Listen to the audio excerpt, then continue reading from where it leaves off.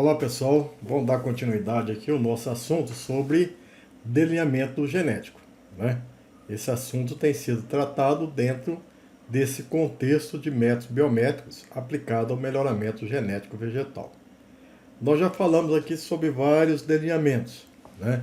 Delineamento envolvendo um único tipo de progênie, como é o caso de famílias de meio-irmãos, família de irmão completo, família S1, ou mais de um tipo de progênie, que é o caso dos dialelos, dos delineamento 1 de Comstock-Robson e do delineamento 2 de Comstock-Robson.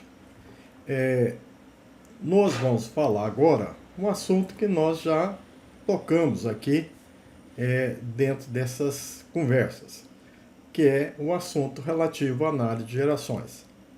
Foi talvez uma das primeiras ideias colocadas aqui, porque a análise de gerações ela analisa um delineamento bastante especial, que é pai 1, pai 2, F1, F2, e a gente poderia tratar esse delineamento porque ele já foi utilizado por Mendel para entender aí a hereditariedade e formular a primeira, segunda lei de Mendel, e também tratado no contexto genético quantitativo. Nós vamos aprofundar um pouquinho mais nesse delineamento, trazendo mais informações, não só do pai 1, pai 2, F1, F2, mas também de F3, e fazendo uma análise mais aprofundada, não só das informações de variância, que são geradas nas gerações desse delineamento, mas também uma análise das médias que ali estão. Então, apenas representamos aqui o delineamento.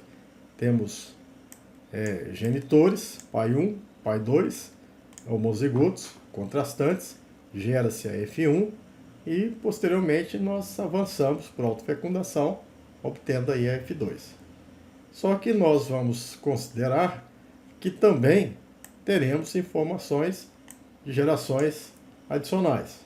No caso, o RC1 e o RC2, ou o RC1 envolvendo o pai 1 e um outro RC1, primeira geração de retrocruzamento. Às vezes a RC2 se confunde como segunda geração. Nesse caso aqui é RC1 e RC1 refere-se retrocruzamento com o pai 1, RC2 refere-se ao primeiro retrocruzamento com o pai 2. Então nós vamos ver que existem várias possibilidades de análise, e quanto mais análise a gente tiver, mais informação a gente tem, Então nós vamos agora apresentar abordagem de como explorar os dados que vão vir desse delineamento. Nós vamos separar a nossa conversa em duas etapas. A primeira etapa referente à geração de informações vinda de análise das variâncias. Cada geração, o pai 1 vai ser avaliado por vários indivíduos, vai ter várias informações, temos médias e temos variâncias.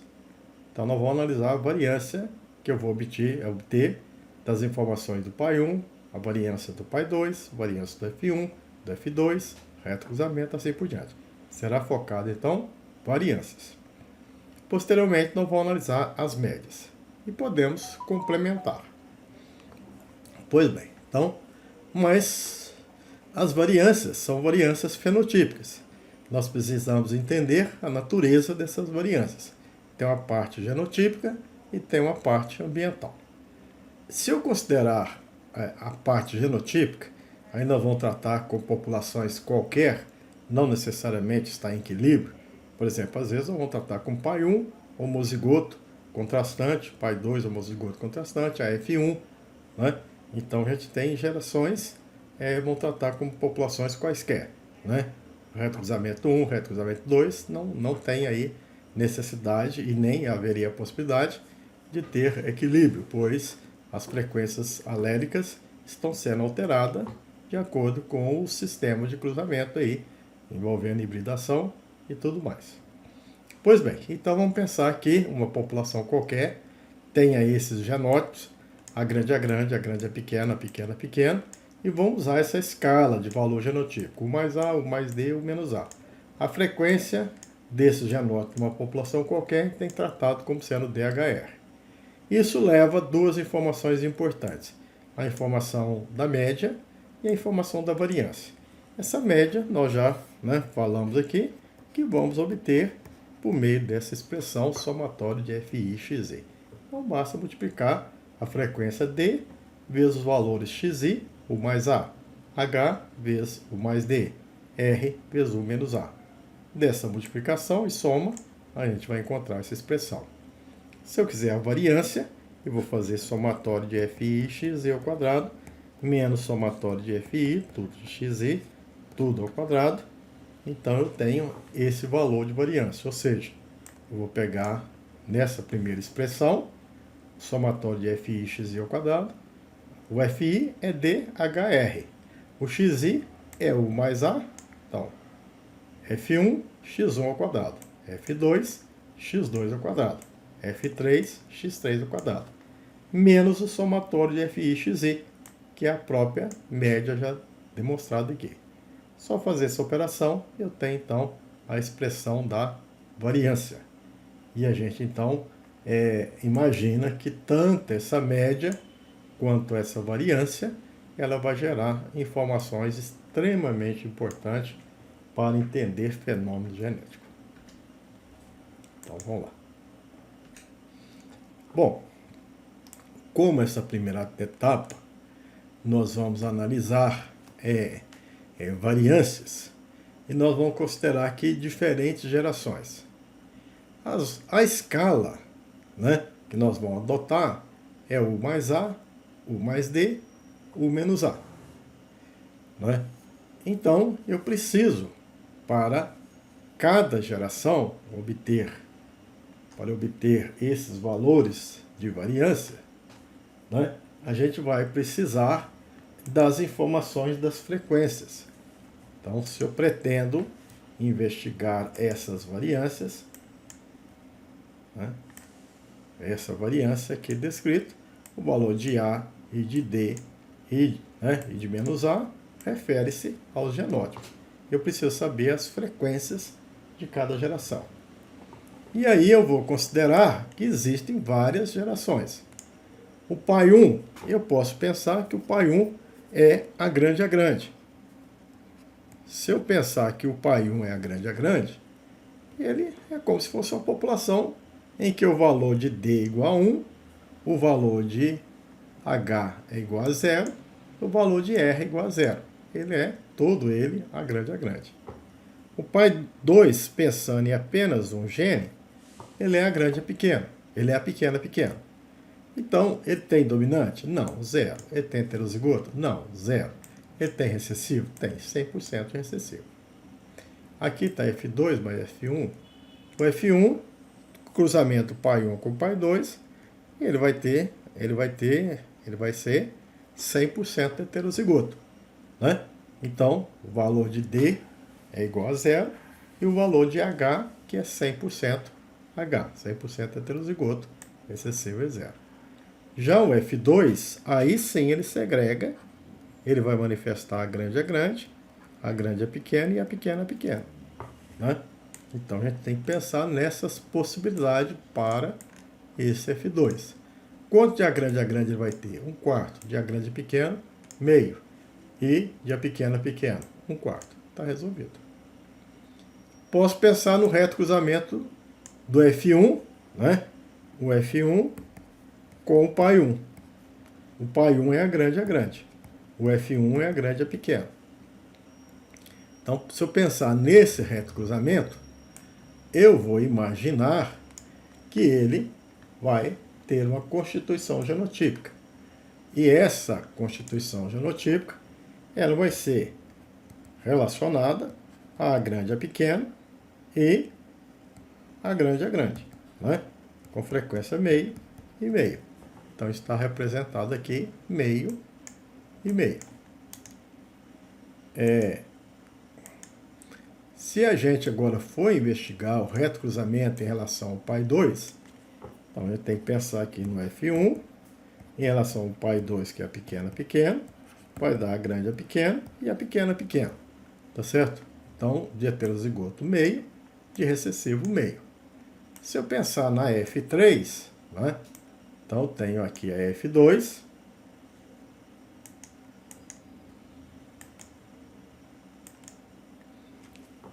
aqui era a F1, a grande, a pequena, a F2, a grande, a grande, a pequena e a pequena, pequena, com frequência 1/4, 2/4, 1/4. A frequência do F3, o heterozigoto, ele reduz a metade. Então ele vai passar de 2/4 para 2/8, né? Ou 1/4. E o restante, como, né, tinha quantidade iguais de homozigotos, vai, né, o que falta, o 6/8, fica 3/8 para uma forma homozigota dominante e o outro para a forma homozigota recessiva. E assim vai. Se o F1, né, se o F1 for, o reto cruzamento 1 for autofecundado, né, se você tiver interesse, então essa frequência de heterozigoto vai cair a metade. Vai de meio para 1/4. Você perdeu, tá certo? De 2/4 para 1/4, você perdeu 1/4. Metade vai para essa forma homozigota, metade de 1/4 vai ser igual a 1/8, e esse 1/8 vai ser acrescentado a esse meio. 4/8 mais 1/8, 5/8. Raciocínio semelhante vai ser com reto cruzamento em relação a genitor 2. Bom, por que nós fazemos isso? Porque, na verdade, nós temos interesse, aqui a população F1, de avaliar pai 1, pai 2, F1 e F2. Esse é um interesse bastante com objetivo, porque ele gera informações importantes, mas gera informações incompletas. Tá certo? Se eu analisar o pai 1, pai 2, o F1, o F2, nós já vimos que a possibilidade de estimar a variância fenotípica de todo mundo, a variância do meio, daqui até aqui, do pai 1, pai 2 e F1, eu tenho um estimador da variância do meio, e recorrendo a F2, eu passo então a ter informações da variância genotípica. Então, se eu recorrer a essa informação, eu tenho a variância genotípica. Mas não tenho a variância aditiva e nem devida dominância. Por isso que é necessário enriquecer esse delineamento com informações adicionais. E essas informações adicionais, a gente vai avaliar, né, qual seria o interesse do melhorista, né? Então, a população F2, por exemplo, eu posso avançar a população estudando a população F3. Então, o delineamento, além de envolver o pai 1, pai 2, F1, F2, F3, F2, inclui F3. Vai me dar mais trabalho, porque avaliar plantas F3, né, é um número maior, e eu tenho que ter o cuidado de todas as plantas F2 estar representada na geração F3. Então, se a F2 tinha 100 indivíduos, cada indivíduo, por exemplo, vai dar um descendente, ou 5 descendentes, ou 10 descendentes, todos eles têm que contribuir igualmente para eu ter uma população segregando, tal como a gente espera, 3/8, 2/8, 1/4 e 3/8. Posso optar por isso. Ou posso optar por ter o F1, digamos que eu tenho o F1, e já avançar com retrocruzamentos. Às vezes me interessa, dentro de outros objetivos, de transferência de alelos para resolver problemas de deficiência de um dos genitores, posso recorrer a programa de retrocruzamento. Então, estou utilizando os retrocruzamentos para enriquecer o meu delineamento e para dar continuidade aos interesses do programa, né? Então, veja que eu vou escolher pai 1, pai 2, F1, F2. E devo agregar mais informações. Posso agregar informações de RC1 em relação ao genitor A e B. Aí eu vou prover mais uma equação, a soma das duas informações dá mais uma equação. E para os meus propósitos é interessante, que eu estimo, além da variância genotípica, eu consigo estimar a variância aditiva e a variância devido à dominância. Ou recorro a F3, ou se a quantidade de sementes da geração de retrocruzamento não é suficiente, eu posso ter as versões do RC1 autofecundado, ou seja, avanço uma geração por autofecundação da RC1 e da RC1B, e aí eu consigo ter o propósito atingido de ter mais informações e gerações com a quantidade de sementes para fazer um experimento mais representativo. Então veja que a gente pode fazer uso dessas informações. Importante que eu preciso estimar, o objetivo é estimar a variância genotípica. Existe coeficiente que depende de DH, DR, que acompanha A2. Existe coeficiente que acompanha, tá certo? D2. E existe coeficiente que acompanha AD, né? Então, esse coeficiente que acompanha D2, por exemplo, é H1 menos H, né? É o que nós ilustramos aqui. H1 menos H. Então, se aqui H vale 0, H1 menos H é 0. Se aqui H vale 1, 1 que multiplica 1 menos 1, 0. Aqui é meio, então H meio vezes meio, 1/4. Aqui também. Então eu tenho todos os coeficientes que acompanham A2, que acompanha D2, que acompanha D. Então fica fácil usar aquela expressão da variância genotípica. Então, se eu usar essa expressão da variância genotípica, eu vou chegar à conclusão que vai existir uma variância gerada pela informação do pai 1? Vai. Se eu substituir lá naquela expressão do coeficiente que acompanha, né, eu tenho que lembrar que a variância genotípica, então vai ter um coeficiente que acompanha A2, um coeficiente que acompanha D2 e um coeficiente que acompanha AD. Está explicitado aqui, menos 2AD, H, D menos R. Então, se eu for exercitando, substituindo aqui por esses coeficientes que acompanham, a gente vai ver que a variância do pai 1, que é o pai homozigoto puro, né, toda a variância dele atribuída ao meio. A variância existente entre os indivíduos representativos do pai 2, também homozigoto contrastante, é a variância do meio. A variância dos indivíduos da F1, denominada σ2F1, são todos indivíduos supostamente heterozigoto, né? Ao contrário dos pais, são homozigoto, ele é heterozigoto, mas não tem variabilidade genética. Toda a variabilidade encontrada é do meio. E as populações segregantes, aí aquelas que eu acrescentei, são segregantes. Então, na F2, eu tenho uma variância atribuída ao componente genético e ao componente do meio. Qual que é o componente genético? Basta substituir lá nos coeficientes, que eu vou encontrar que é metade A2 mais 1/4 D2 e mais uma variância do meio. Nós já sabemos aqui que esse metade A2, quando P igual a Q, que é igual a meio, que é nesse caso, representa a variância aditiva.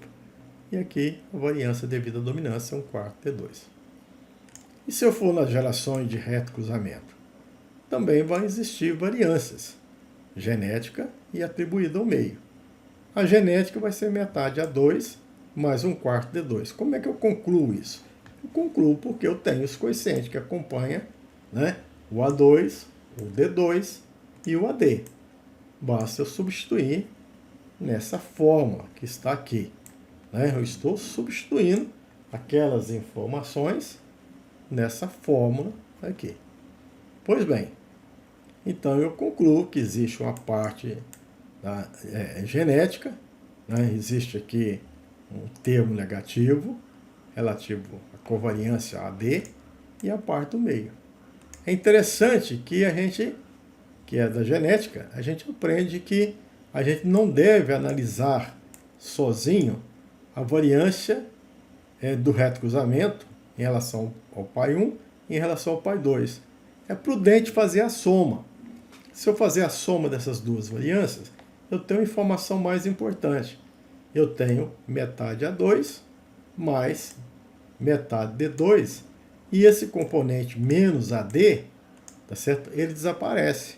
E ele é uma covariância que não me interessa fazer essa análise. Eu estou à procura de uma função, ou da variância, ou de uma proporção dessa variância aditiva e devida à dominância. Então eu consigo via A2 e via D2. A D não me interessa. Então, se eu somar essas duas informações, eu tenho uma equação adicional que me dá informações da variância aditiva e a variância devida à dominância. Sendo duas incógnitas, se eu já tinha uma outra informação, se eu já tenho aqui uma informação genética, tá certo? Que também é função da variância aditiva, variância devida à dominância. Se eu gerei uma outra equação que é função da variância aditiva, variância devida à dominância, eu tenho duas equações, duas incógnitas, eu tenho acesso à variância aditiva e variância devida à dominância. Então veja que aqui a gente é levado a pensar numa resposta interessante. Nós, nesse capítulo, nós estamos muito focados em como estimar a variância aditiva e a variância devida à dominância. Então, tudo que nós falamos é com esse objetivo. Delineamento 1, delineamento 2, delineamento de dialelo, nós conseguimos estimar a variância aditiva e variância devida à dominância em função das várias covariâncias que existem nesse delineamento. Nós conseguimos estimar a variância aditiva e variância devida à dominância em delineamento de análise de gerações? Depende. Quantas gerações estão envolvidas? Pai 1, pai 2, F1, F2. Não. Dá para estimar a variância genotípica. A variância genotípica ela vai confundir. Ela vai ter variância aditiva e a variância devida à dominância. Não dá para separar as duas. Mas eu quero a variância aditiva e a variância devida à dominância. Então me dá uma informação adicional. Onde eu consigo essa informação adicional? Estou demonstrando que se eu pegar as variâncias obtidas de indivíduos mensurados na população de retrocruzamento 1 e retrocruzamento 2, eu passo a ter uma equação a mais. Eu que já tenho a equação da F2, a variância fenotípica da F2 menos a variância do meio gera a variância genotípica da F2, que é função da variância aditiva e variância devida à dominância. Uma equação, duas incógnitas, não dá para fazer nada. Mas se eu trouxer mais uma equação, eu consigo.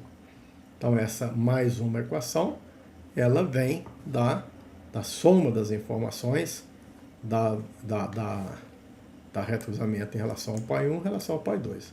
Mas essa é a minha única alternativa? Não. A variância de F3 também é possível de ser usada. Obviamente que ela tem uma variância genética e uma variância do meio. Como que eu sei que tipo de variância genética é essa? Bom, se eu conheço a F3, esses coeficientes, 6 oitavos, 3/16 e 0, então eu tenho aqui uma informação. A variância, a parte genética, vai ser uma função da variância aditiva.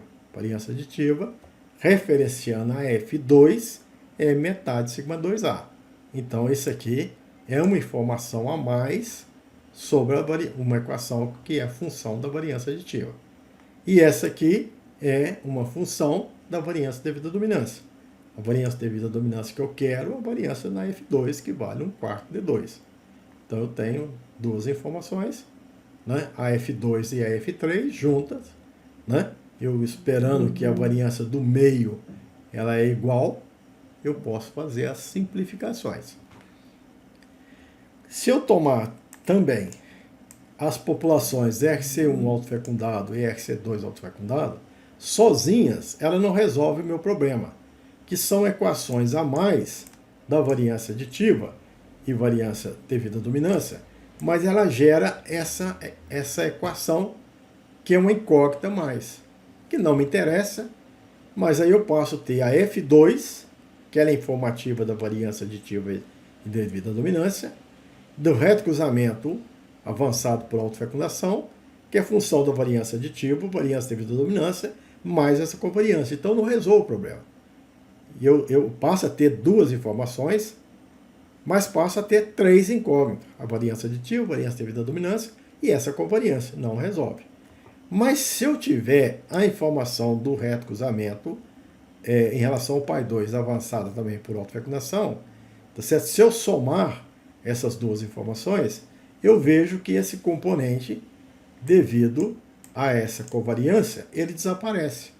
Então essa soma passa a ser uma função de um componente da variância aditiva, outro componente devido à dominância. A variância do meio deve ser homogênea. Então, eu tendo o F2 e tendo as formas de reto cruzamento 1 e reto cruzamento B autofecundada, é como se eu tivesse essas duas, representa aqui mais uma equação, e a F2 uma outra equação, todas em função da variância aditiva, variância devido à dominância. Então, é possível estimar a variância aditiva e devido à dominância com esse delineamento. Então, veja que a gente pode, fazendo um resumo, analisar pai 1, pai 2, F1, F2. Posso analisar? Pode. Vai obter que informação? A variância fenotípica, variância do meio, variância genotípica. Ponto final. Quero informações adicionais sobre variância aditiva. Então, você melhora o seu delineamento. Analisa pai 1, pai 2, F2, F1, F2 e F3.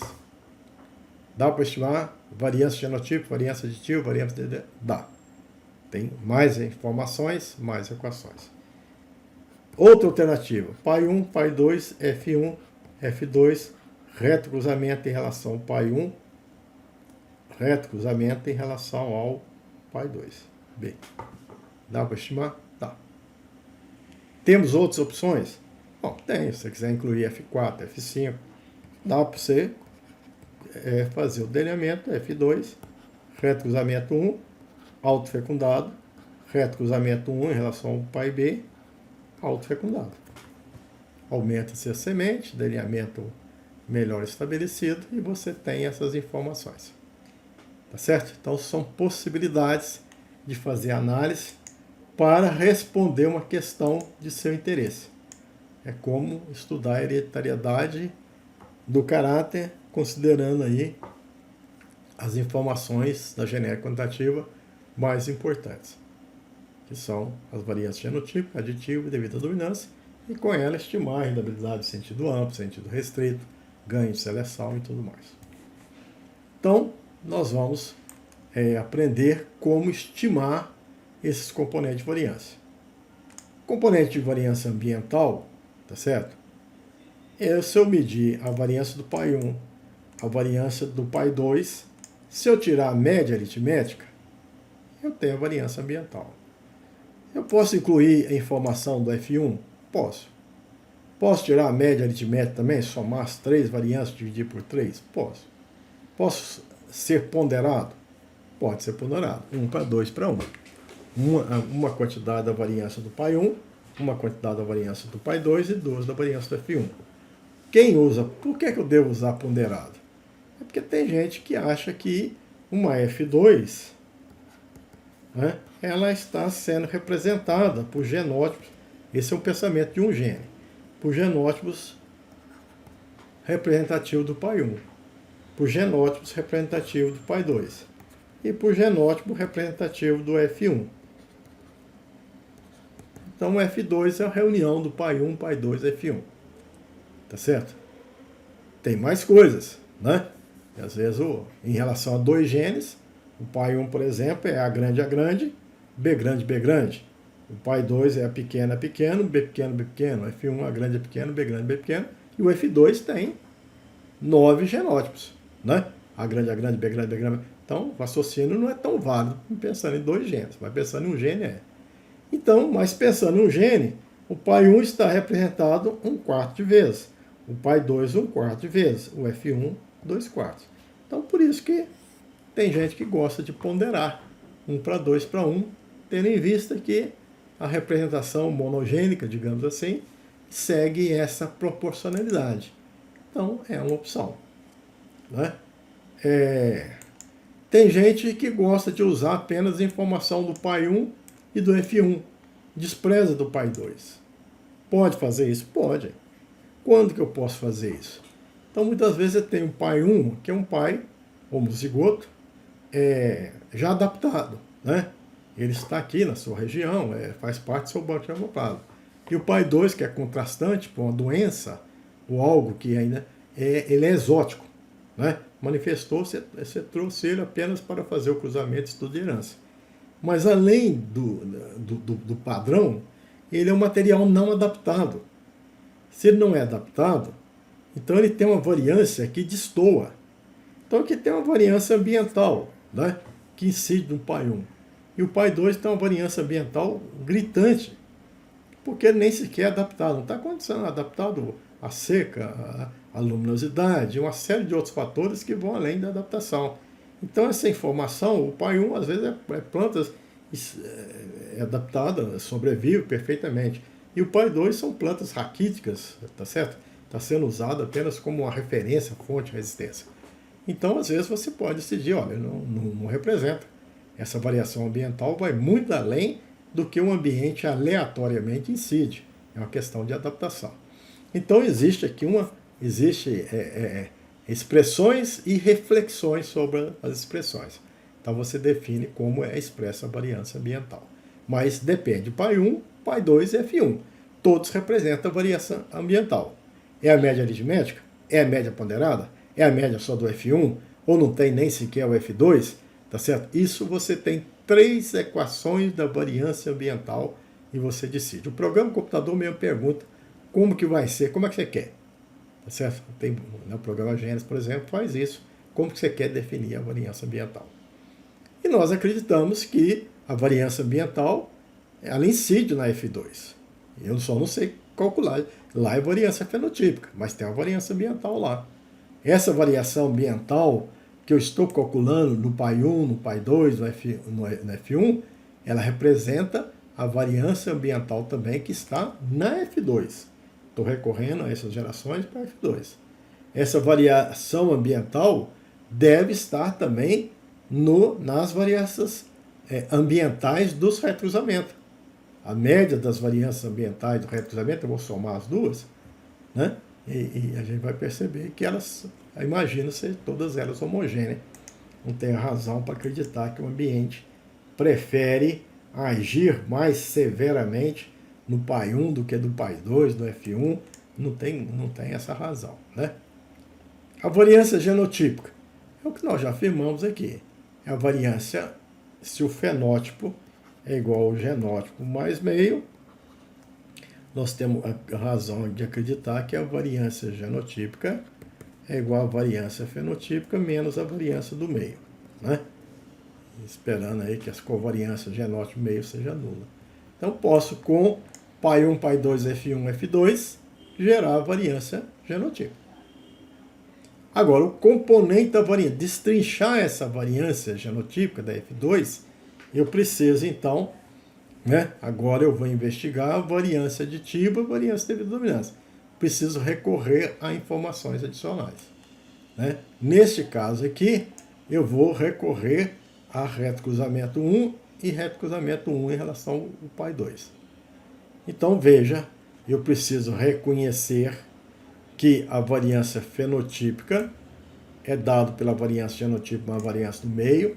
Sei que na F2 a variância genotípica, por ser 1/4, 2/4, 1/4, se eu colocar naquela equação, vai ser metade A2 mais 1/4 de 2. Já estudei aqui o capítulo dos componentes da variância genotípica e sei que na F2 metade A2 corresponde à variância aditiva. E 1/4 de 2 é igual à variância devido à dominância.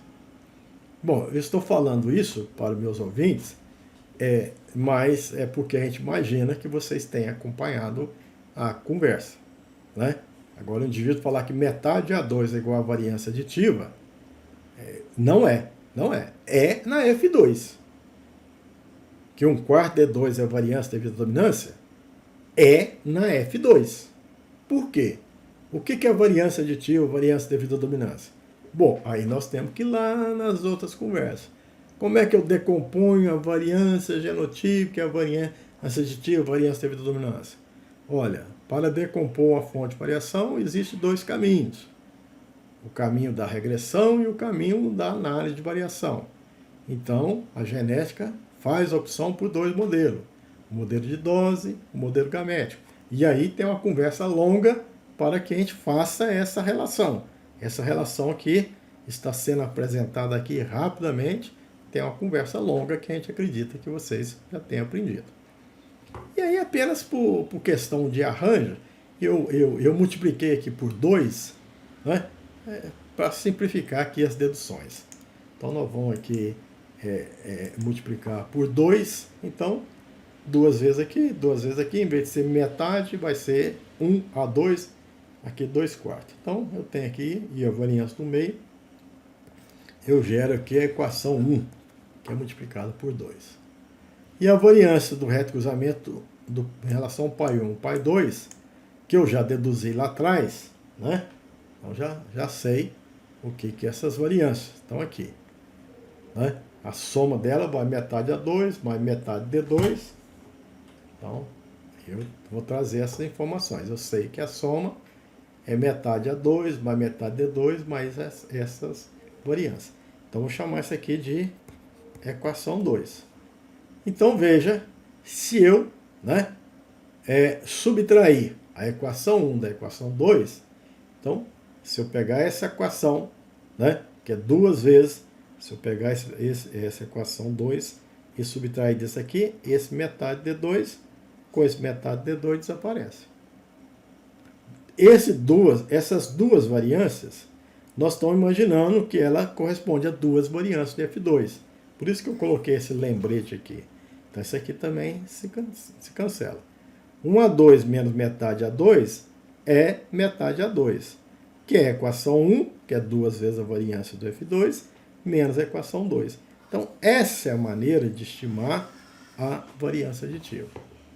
Eu preciso da F2 e preciso da geração dos retrocruzamentos. E a variância devido à dominância?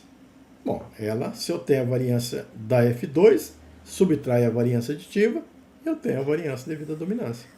Então, está respondido aqui uma questão muito importante. Como eu posso estimar a variância aditiva e a variância devido à dominância? Então, veja só para relembrar. Às vezes, mas isso aí é fácil. Não. Nós apresentamos no nosso começo da nossa palestra que era que o caráter qualitativo ele era medido em proporções, não é? Se for 3:1, um gene, se for 9:7, 2 genes. O caráter quantitativo, é importante que a gente estuda esse caráter pelas médias e pelas variâncias. Preciso dizer o que é média e o que é variância.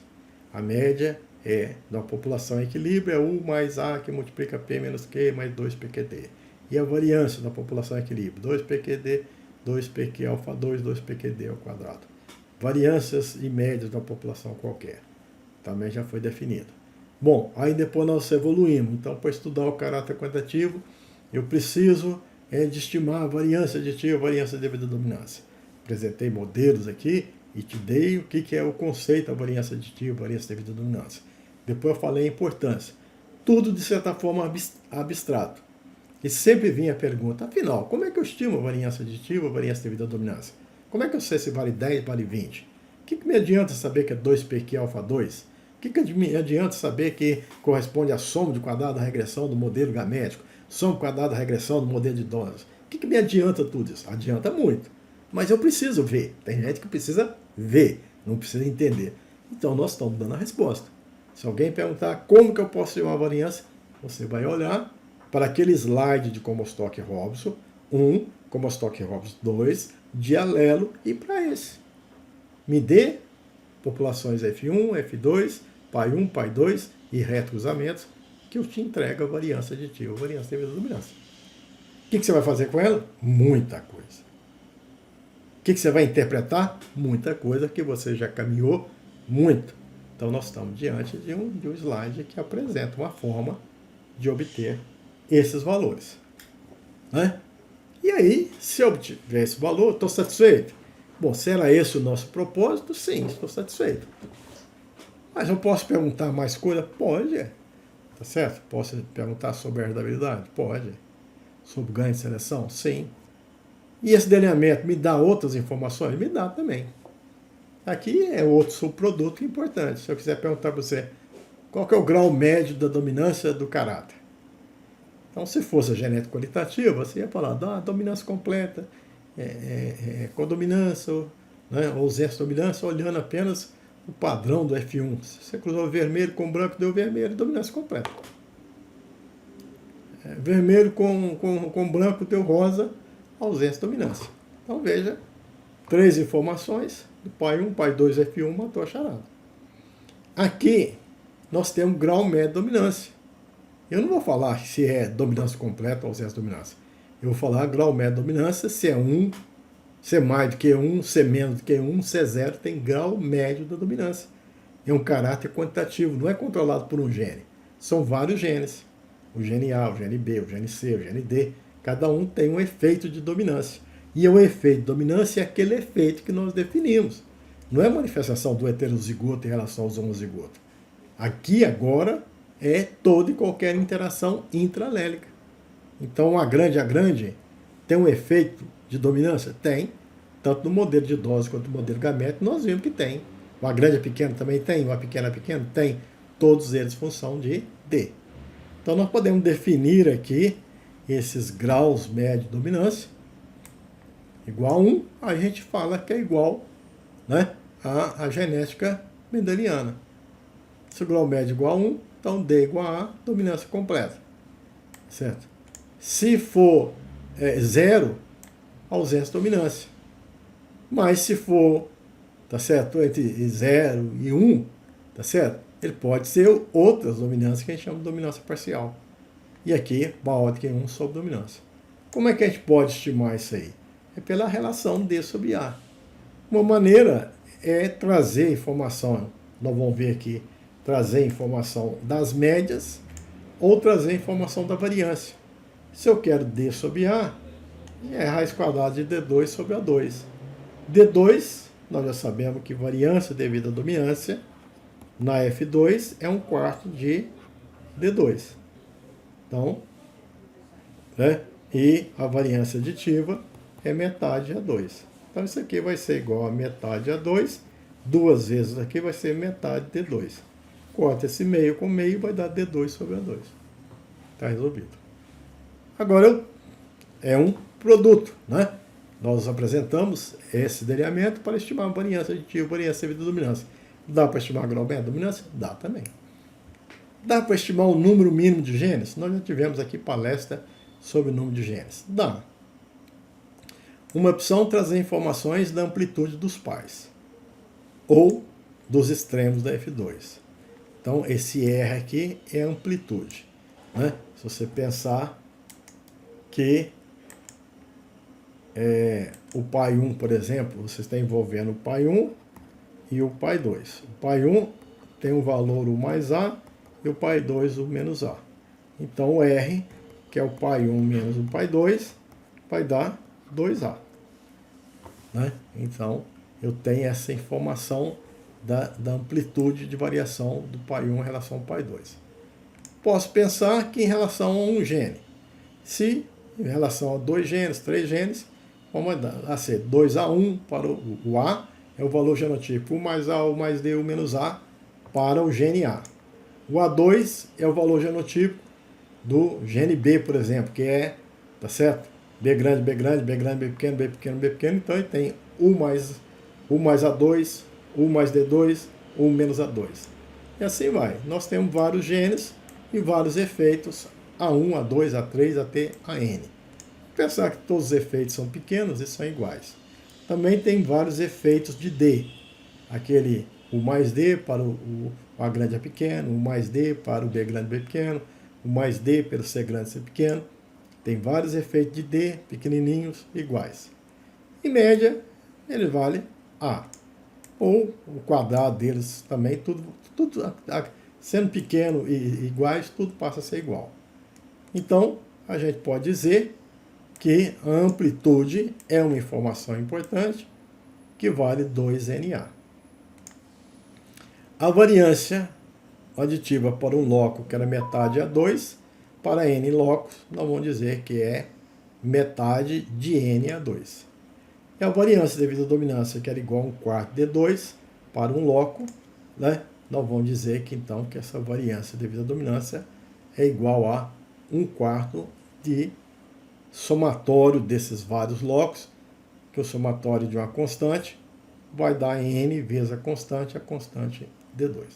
Então a variância genotípica, tá certo? Para um loco, para n locos, vamos pensar que é metade de n a 2 mais 1/4 de n d2. Posso usar essas duas informações e calcular aqui o valor isolar o valor de n em função de R2, da amplitude e da variância genética. Então, o número de genes é dado por essa expressão. Algumas vezes a gente ignora esse valor de K e fala simplesmente que é R2 sobre 8 sigma 2G. Ou trabalha-se com o valor, estima-se o valor de K e trabalha-se apenas com a variância aditiva. De maneira, nós já vimos aqui, já temos aqui até capítulo específico que nós falamos sobre número de genes controladores, envolvendo até teoria de análise genômica. Outra maneira é avaliar as frequências das classes extremas na população F2. Então, nós já falamos também, se você tiver na F1 um gene, nós esperamos que a F2 tenha a grande ou a pequena. O a grande com frequência 1/4, a pequena com frequência 1/4. Se a F1 tiver dois genes, a F2 você espera ter a grande, B grande, e a pequena, B pequeno. São as classes extremas, com 16 vezes 1 sobre 16. Então a frequência da classe extrema é 1/4 elevado a n. Se for um gene, 1/4. Ou dois genes, 1/16. Se for três genes, é 1/64. E assim vai. Então, se eu souber, essa é a frequência esperada. Se eu conhecer essa frequência da classe extrema observada, então basta igualar e estimar aqui o valor de n. Então, é a outra forma. Então, um delineamento que dá para estimar o número de genes observando aí a frequência da classe extrema. Tem jeito de usar esse delineamento para outras coisas? Temos. Né? Se você quiser estimar a heredabilidade, seja ela no sentido amplo ou no sentido restrito, é possível. O que é a heredabilidade no sentido amplo? É a proporção da variância fenotípica. Eu tenho essa variância fenotípica no F2, que é de causa genética. Eu tenho a variância genotípica, de causa genotípica, que é a variância fenotípica menos a variância do meio, que é obtida por meio do pai 1, pai 2, F1, F2. Então, tem jeito de estimar a variância no sentido amplo. Ela coloca no numerador a variância genotípica. Se a variância genotípica envolve a parte aditiva e a parte devido à dominância. E a variância no sentido restrito é semelhante. Só que no numerador, nós vamos colocar a variância aditiva. Eu tenho a variância aditiva? Tendo pai 1, pai 2, F1, F2? Não, só dá para estimar no sentido amplo. Mas se eu tiver pai 1, pai 2, F1 e as duas gerações de retrocruzamento? Tá. Então, no numerador, ao invés de usar a variância genotípica, eu vou usar a variância aditiva. Se eu trabalhar com a variância aditiva, eu tenho a heredabilidade no sentido amplo. Como é a variância aditiva que me interessa, a variância aditiva é aquela relacionada com a variabilidade gamética, né? Então, aquele está relacionado com a dose de alelo favorável. Então, essa que me interessa em processo seletivo. Colocar a variância devido à dominância não me garante, na próxima geração, o mesmo potencial, porque a dominância é uma interação intralélica daquela geração específica, e não necessariamente é passada aquele potencial via gameta. Então, nós podemos trabalhar com essas duas heredabilidades, e esse delineamento permite obter informações dessas duas heredabilidades. É possível calcular ganho de seleção? Sim. o ganho de seleção, ele é dado pelo diferencial de seleção vezes a herdabilidade. Nós vamos ter capítulos aqui específicos para discutir sobre o que é ganho de seleção. Nós estamos colocando de uma forma bem simplista, né, que é de conhecimento básico, mas depois nós vamos destrinchar o que é o ganho de seleção mesmo. Depende de muita coisa, né? Talvez seja alguma outra pergunta fundamental da genética. Como é que eu posso ter ganho de seleção? Uma forma simplista é diferencial de seleção vezes a herdabilidade. Mas intensidade de seleção, controle parental, variabilidade, acurácia seletiva, né, os aspectos ambientais, uma série de coisas nós vamos trazer aqui para discussão. Mas se eu quiser selecionar indivíduos da F2, tem jeito de eu predizer o ganho? Tem. Basta eu praticar o diferencial de seleção na F2, né? Eu sei a média dos selecionados, a média, menos a média do original. Então isso me dá aqui o diferencial de seleção. E aí então eu vou calcular o ganho com essa prática. Então veja que a genética, ela me quantifica, tá certo? O meu esforço, se vai ser compensador ou não. E a me dá outra coisa a mais. E se eu fizer tudo isso, gastar meu tempo, meu dinheiro, quanto é que vai ser a média do próximo ciclo? Se eu então, eu tenho, tá certo, 500 indivíduos F2, seleciono 50. O que vai acontecer se eu acasalar o acaso? O que vai acontecer com a população melhorada? Então a população F2, ela tem uma média original. Aqui eu vou selecionar alguns. Então, eu tenho aqui a média dos selecionados. Eu tenho aqui o diferencial de seleção. Vou fazer aqui uma recombinação. E vou ter aqui a população melhorada. Essa vai existir. Onde? Não sei. Vou plantar ainda. Ela vai vir no tempo posterior. Então, ela vai ter uma média, né? Vou chamar aqui média do ciclo 1 da seleção. Então, será que essa média aqui, ela pode ser predita? Pode. Essa média vai ser igual à média original dessa mesma população, mais o ganho de seleção. Então, com esse pai 1, pai 2, F1, F2 e reto cruzamentos, eu vou ter uma bola de cristal. Se eu selecionar fulano, fulano, fulano, a minha população produz 10, ela vai passar a produzir 12, 15. Então há uma habilidade, você vai adquirir habilidade de predições. Mas a nossa pergunta aqui era possível estimar a variância aditiva, a variância devido à dominância? Sim, é. Como? Tá certo? Usando o delineamento pai 1, pai 2, F1, F2, reto cruzamento. Só dá para estimar a variância aditiva, a variância devido à dominância? Não, dá para você fazer muita coisa. Você estima variância aditiva, variância devido à dominância, você estima a herdabilidade, número de genes, grau médio de dominância, faz predições.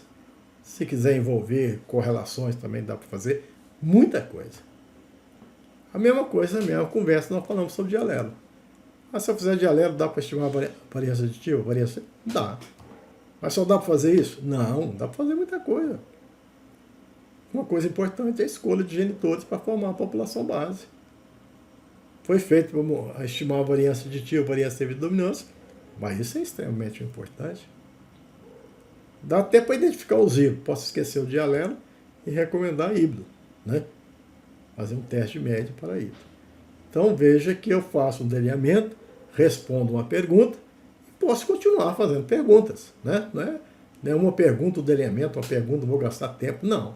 Um delineamento ele é rico, ele permite. Mas a grande proposição aqui que a gente está apresentando era para você estimar a variância aditiva e variância devido à dominância. Pois bem, resolvido. Então está resolvido. E eu precisei de quê, então? Das variâncias. Mas só existe variância nesse delineamento? Não, tem muita informação das médias. E eu posso explorar essas médias? Você não falou a média do F1, média do F2? Claro que sim. Né? Média do F1 em relação à média dos pais me dá uma informação relevante, muito relevante, que é a heterose. Então posso envolver e posso destrinchar todos esses componentes da média.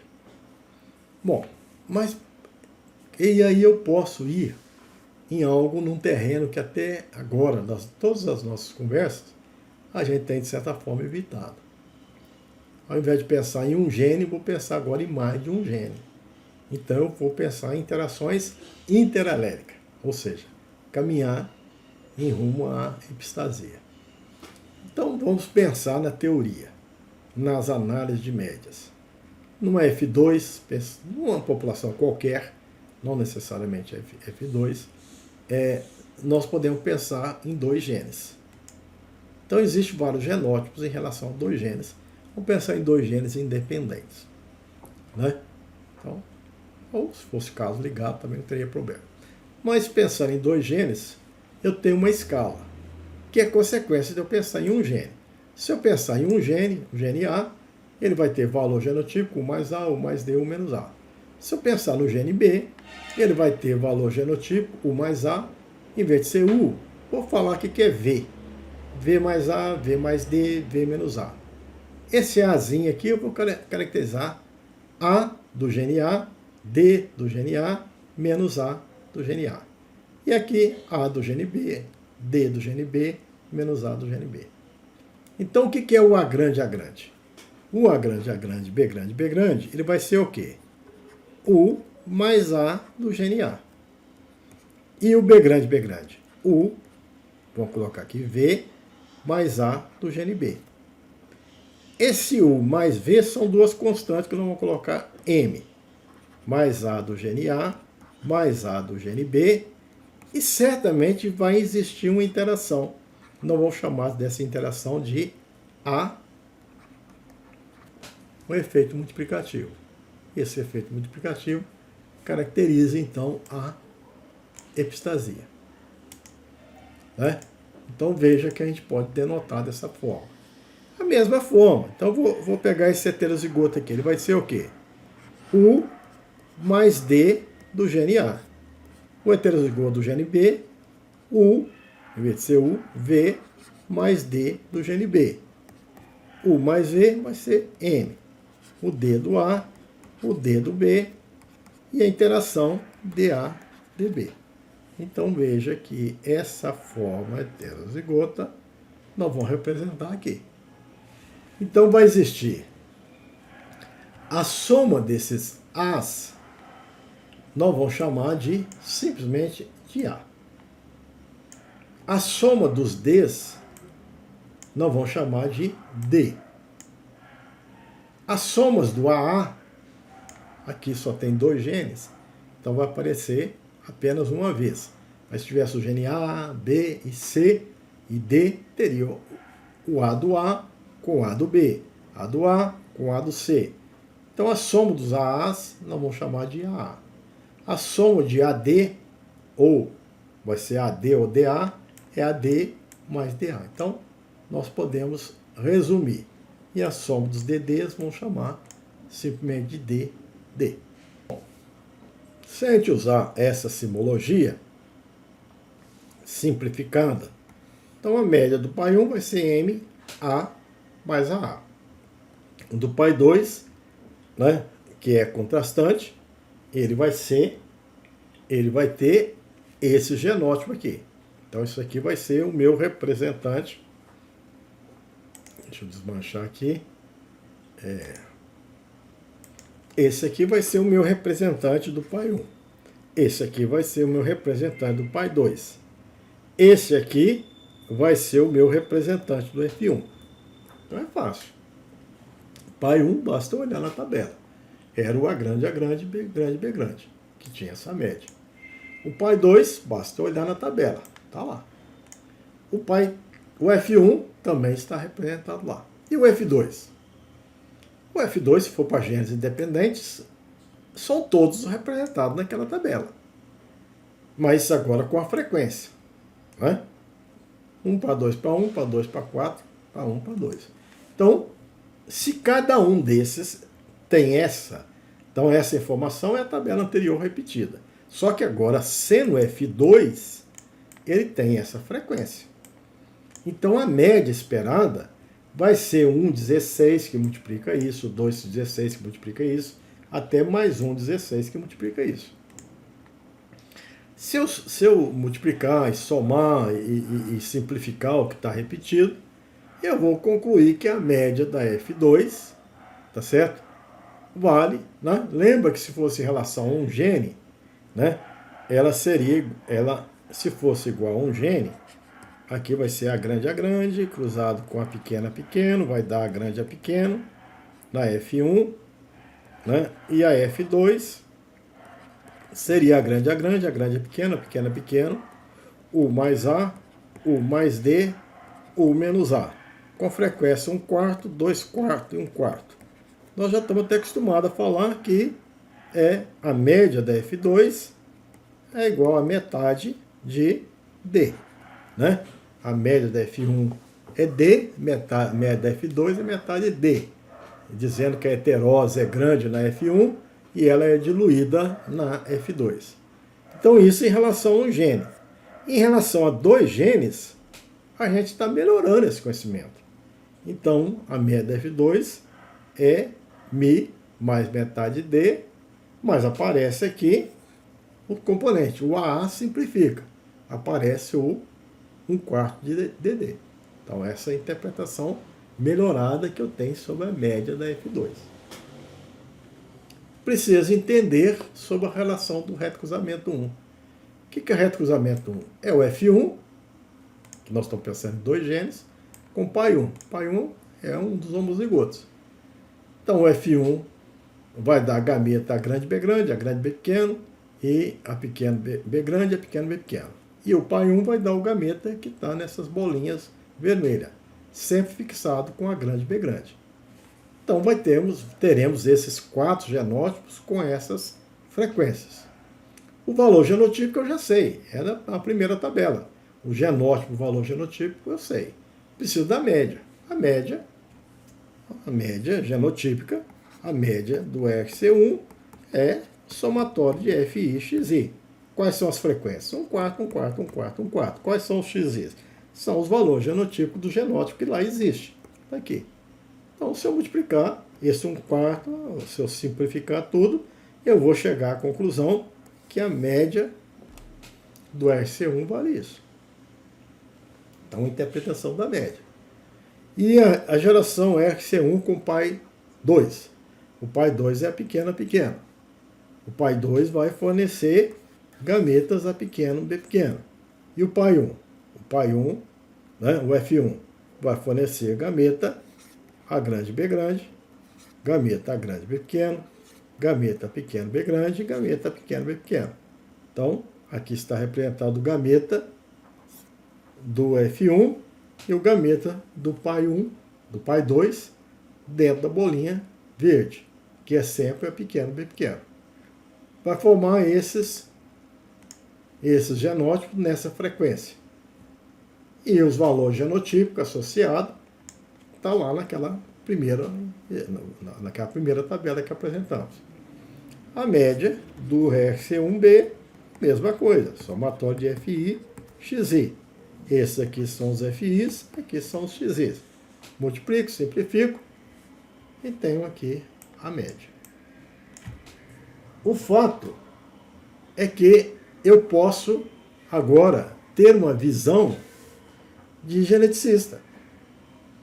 Eu vou cruzar o pai 1 com o pai 2, tem o F1, tem o F2, temos aqui, né?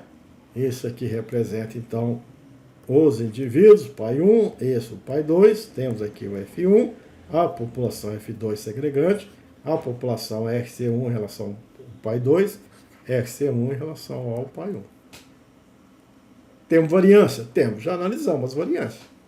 Tem vários indivíduos pai 1, gera variância e gera média. E como é que eu vou entender geneticamente essa média? A média do pai 1 é U mais A mais V mais A. A soma dos A dá A, mais o AA. Está resolvido aqui o modelo, a visão de Mother-Jinks, né? Da composição da média do pai 1. A composição da média do pai 2 também eu sei. Do F1 nós já sabemos o que constitui. Está vendo? O F1 que tem heterose tem Mi mais D mais DD. A segunda geração, mesmo analisando dois genes, tá, vai cair. Cai em relação a um gene de Mi mais D, cai para Mi mais metade de D. E tinha DD, vai para 1/4 de DD. Isso não é só, né, só usar, destrinchar quais são os genótipos e assim por diante. E aqui o RC1 e aqui o RC1A ou RC1B. Então, diante disso, a gente conhece o que está incidindo. Aí você tem curiosidade? Tem. Você quer estimar N, o A, o D, o AA, o AD e o DD? São 4 personagens que estão sendo apresentados nessa tela. Bom, dá para estimar? Essa é a pergunta. A resposta vem desde o segundo grau. Se eu tenho 3, 6 incógnitas, tenho 1, 2, 3, 4, 5, 6 equações. Quem tem 6 equações e 6 incógnitas, é fácil, é um problema matemático de ser resolvido. Tá certo? Então, se eu tenho, né, 12 incógnitas. 2x mais 3y igual a 10. 5x menos 4y igual a 20. Sei lá. 2 equações, 12 incógnitas, matou a charada. Não tem muito o que pensar. Então, posso estimar? Posso estimar. O A e D. M, A, D, AA, AD, DD. Sistema de equação linear. Resolve o meu problema. Né? E aí é importante. São coisas importantes. Eu estou acessando. Se eu tinha perguntas sobre a variância aditiva, variância devido à dominância, e apresentei vários delineamentos, estou te apresentando um delineamento para você estimar o M, que era o U mais o A, o D, e agora tem os efeitos. Eu estou lidando com efeitos epistáticos. Então é possível. Mas, então, vou estimar. Mas agora eu vou convidar você a pensar em duas maneiras. Às vezes você é curioso para estimar todos, não vamos estimar todos, ou às vezes você pode falar para mim, olha, a genética sempre negligencia ou não fala nada sobre epistasia. Qual a diferença de usar um modelo completo para explicar essas 6 médias? Então, o Y é um modelo completo versus o modelo reduzido. E se eu negligenciasse, tem problema de eu negligenciar essas epistasias? Será que se eu esquecer isso, compromete muito? É outra pergunta. Basta ter um modelo completo em que as 6 médias são explicadas por 6 parâmetros, ou as 6 médias são explicadas por 6 parâmetros, eu negligencio os 3 últimos. Obviamente, 6 médias por 6 parâmetros, a eficiência é 100%. E 6 médias, 3 parâmetros, a eficiência é quanto? É 90% ou é 10%? Então, as epistasias era muito importante, de forma que a predição caiu muito, ou era importante só 3%, e eu continuo com 97%, para que eu vou trabalhar com 6 equações, 6 incógnitas? Essas 3 últimas não valem nada. Se não vale nada, não vou perder meu tempo com isso. Então, esse modelo, que é o modelo de média, me dá possibilidade de satisfazer algumas curiosidades. Quanto é que vale o M, o A, o AA, o AD, e qual que é a importância relativa. Então, nós temos que considerar 2 aspectos aqui. Né? O modelo completo, né? Estimação de parâmetros com base na média, o modelo completo, e depois eu vou convidar vocês a simplificar o modelo. O que significa simplificar? Bom, no modelo completo, nós temos aqui as médias, 6 equações, e aqui cada equação, o π1 é igual a μ. Se eu multiplicar essa linha por essa coluna, eu digo que o π1 é igual a μ mais A mais AA. Né? Então, nada mais é do que esse aqui. μ mais A mais AA. O π2, multiplicando essa linha por essa coluna, vai ser μ menos A mais AA. Mi menos A mais A. O outro vai ser, o F1 vai ser Mi mais D mais DD. Então, se eu multiplicar isso aqui por essa coluna, eu tenho Mi, aqui zero, aqui mais D, zero, zero, DD. Então, estou colocando Y, colocando o sistema de equações. Para muitos isso aqui é trivial. Então, Y é igual a X, beta, mais Epsilon. Nem tem erro, porque o modelo é completo. Então, se eu quisesse estimar, né, pensar aqui no metro quadrado mínimos, então, se Y é igual a x beta mais epsilon, uma solução de equações normais é x' x beta é igual a x' y. E beta, né, é igual a x' x a menos 1, x' y. Essa é a solução de mínimos quadrado. Mas, na verdade, se você tem essa matriz aqui, ela é 6 por 6, ela tem inversa. Na verdade, é só eu inverter, né? Isso aqui é como se fosse um problema, e eu que estou tornando o problema mais complexo, né?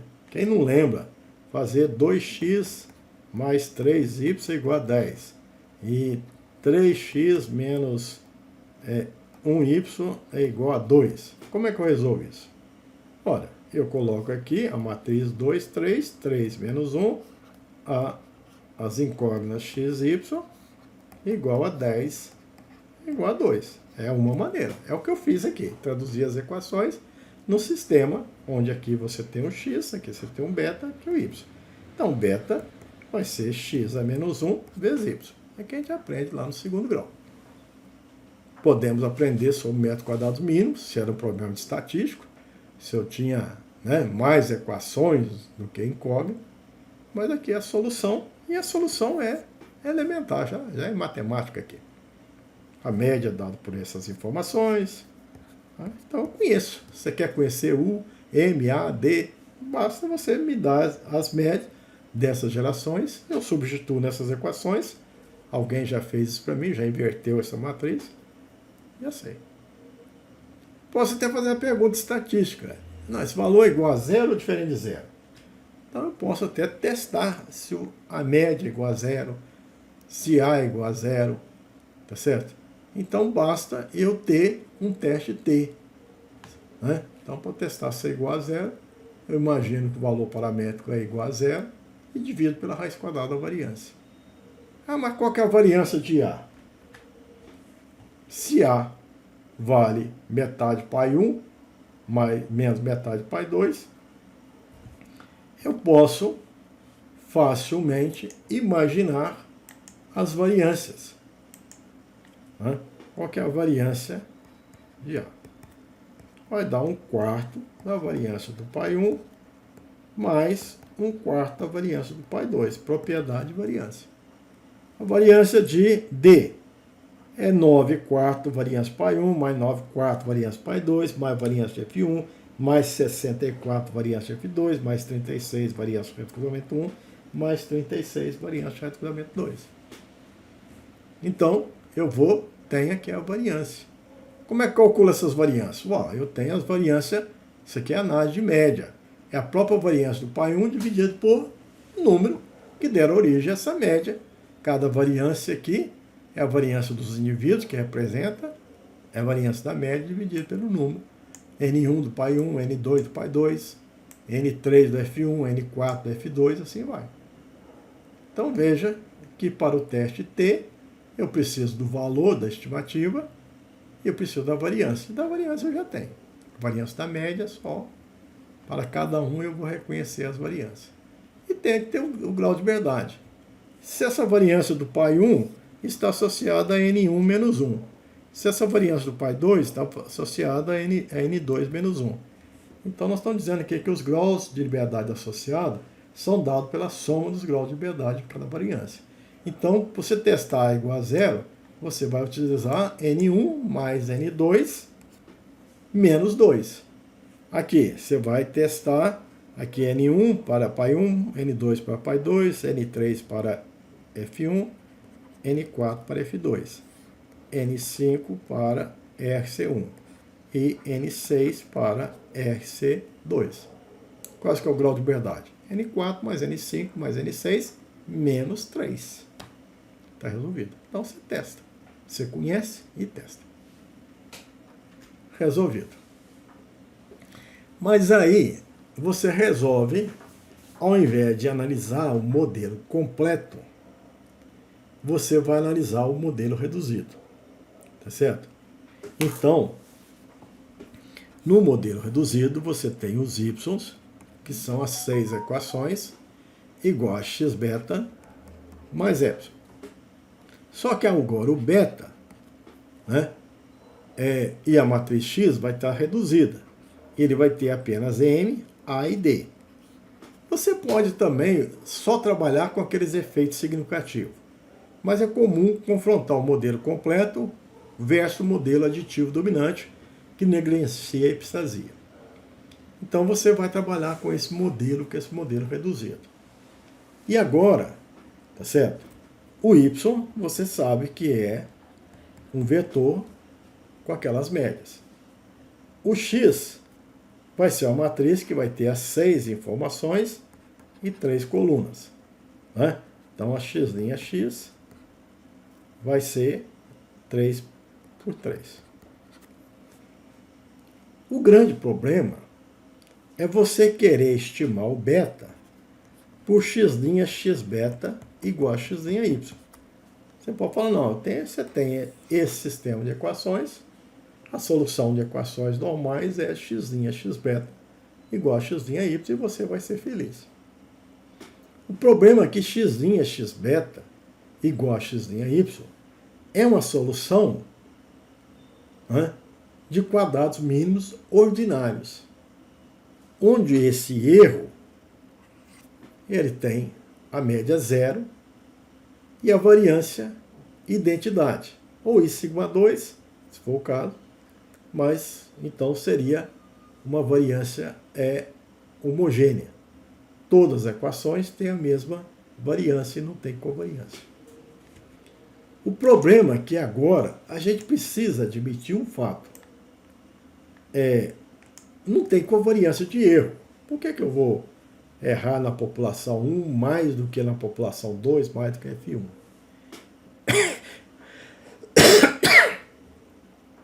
Mas o erro, ele tem uma eterna distribuição com a esperança de média zero e uma matriz de variância que não é uma identidade, não é homogênea.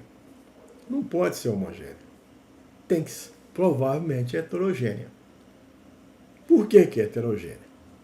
Por algumas razões. Você tem π1, π2, F1, F2. Primeiro, que o π1 só tem causas ambientais. Só tem variância do tipo ambiental. Então o erro é ambiental. Não teria muito problema. O F2 tem alguns componentes genéticos e isso pode complicar. Mas esse não é o grande problema. O problema é que a média do π1 vem com N1 observações. Normalmente você faz um delineamento, π1, π2, F1, F2, um exemplo. Você coloca no campo 20 plantas do π1, 20 plantas do π2, 20 plantas do F1, mas coloca a população segregante, você coloca 200 plantas da F2. Outras 200 do retrocruzamento, outros 200 do outro retrocruzamento. Então veja, as médias vêm de um número de repetições diferente. Se vem do número de repetições, as variâncias associadas são diferentes. Esse desbalanceamento provoca diferença. Se provoca essa diferença, a solução, tá certo? A solução x', x beta igual a x' y não está correta. Ela é de quadrados mínimos. O erro tem uma variância I sigma 2. Agora nós estamos dizendo que a variância é D sigma 2. Ou simplesmente D. Se quiser colocar um fator comum, sigma 2, sim. Ou simplesmente D. Agora, se você falar comigo que conhece esse D, e esse D, então, vai ser a variância. Conhece. Vamos pensar que é a variância do pai 1, variância do pai 2, variância do reto cruzamento 1B. São 6 por 6. Se você conhece essas variâncias, né, você então pode fazer algumas pressuposições. Se essa matriz D é conhecida, será que eu posso usar um sistema x' x a menos 1? Não. Mas eu posso, esse sistema aqui pode ser adotado x' x beta igual a x' y? Não, não posso. Mas se eu transformasse esse sistema em outro, se o y se transformasse em z, se o x transformasse em m, se o erro transformasse nesse símbolo lambda aqui, eu posso usar essa equação aqui? Pode, se tivesse distribuição com média zero e vetor de média zero e matriz de variância e identidade. Se for, eu posso.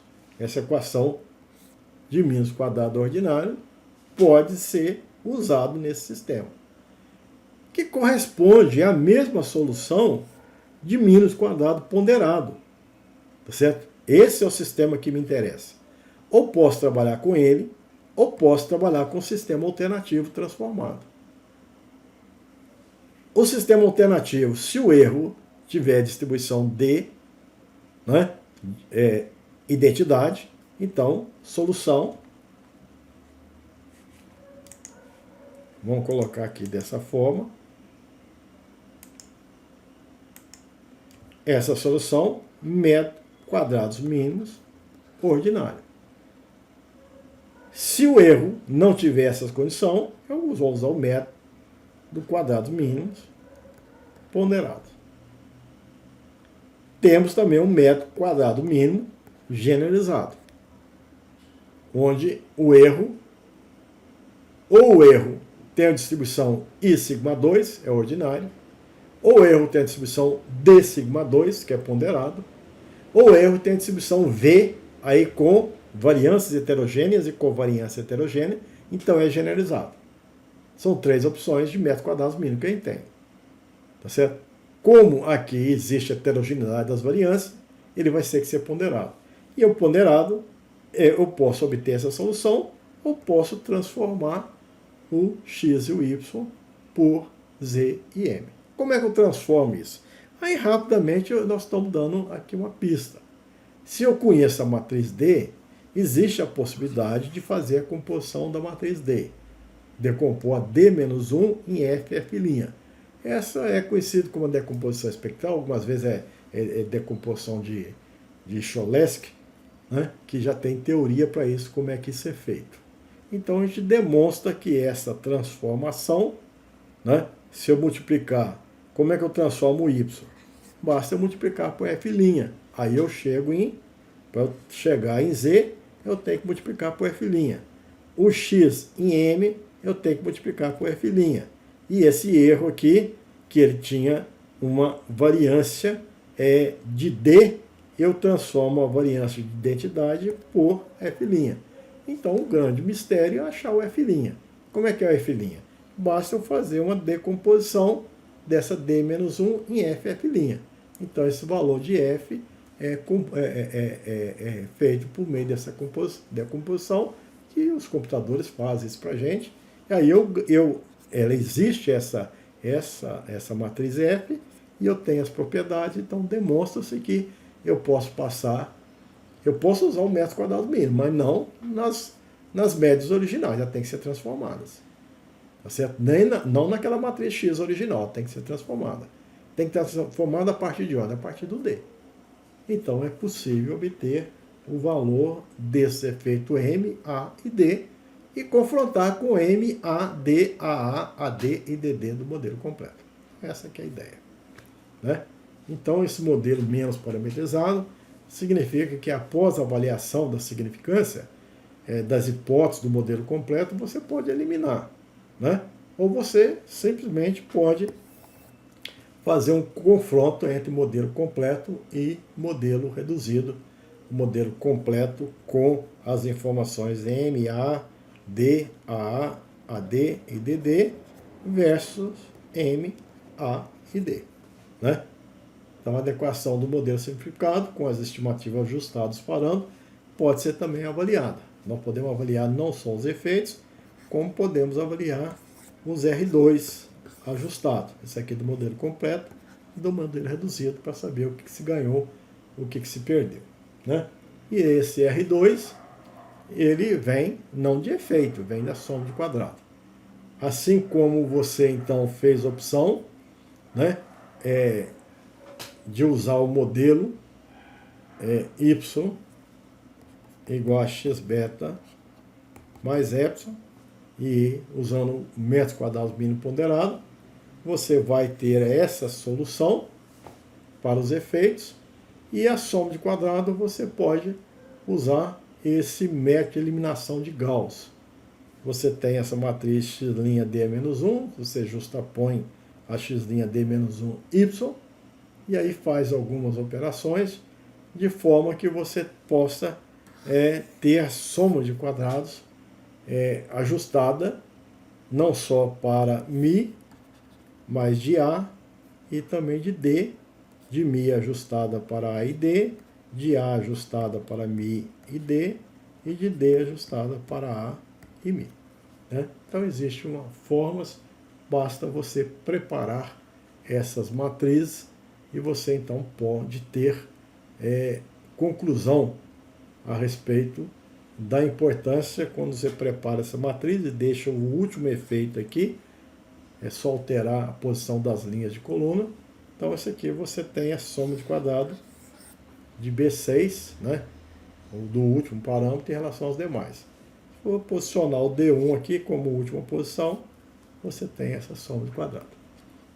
Pois bem, então isso é possível e a gente pode então fazer aplicações e demonstrar a eficiência dessa técnica em estimar esses efeitos e também quantificar a importância de cada modelo. Mas posteriormente a gente apresenta aí um vídeo de aplicação para demonstrar como isso pode ser feito. A gente vai parar por aqui e a gente terá um encontro para apresentar a aplicação. Muito obrigado pela presença e até lá.